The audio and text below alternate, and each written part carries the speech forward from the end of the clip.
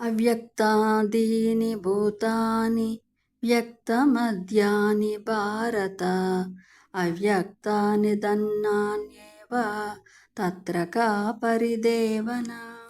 దీని తాత్పర్యము: అర్జున, ప్రాణులన్నీ పుట్టుకకు ముందు కనబడవు, మరణం తరువాత కూడా కనబడవు. చావు పుట్టుకల మధ్యకాలంలో మాత్రమే అవి కనిపిస్తాయి. అటువంటప్పుడు శోకించడం ఎందుకు? మరి ఒకడు నిద్రించినప్పుడు ఒక కల కంటాడు. ఆ కలలో అతనికి భార్య, పిల్లలు, ఐశ్వర్యం అన్నీ ఉంటాయి. నిద్ర లేచాక అవి ఏమీ కూడా ఉండవు. ఎందుకంటే భార్య, పిల్లలు, మేడలు, ఐశ్వర్యం ఏమి ఉండవు. మరి నిద్రపోకముందు అవేమీ లేవు, నిద్ర లేచాక కూడా లేవు. కానీ మధ్యలో స్వప్నములో ఇవన్నీ ఉన్నాయి, కానీ వాస్తవంగా అవన్నీ లేవు. ఆదిలోనూ లేక అంతములోనూ లేక మధ్యలో మాత్రమే ఉంటే మరి మిథ్యా జగత్తు భ్రాంతి మాత్రమే. ఏడిస్తే, శోకిస్తే ఆ స్వప్నంలోని భార్య, పిల్లలు, ఐశ్వర్యము అన్నీ రావు. మరి వాటి కోసం దుఃఖించడం ఎందుకు? ఇవన్నీ కూడా మధ్యలోనే వస్తాయి.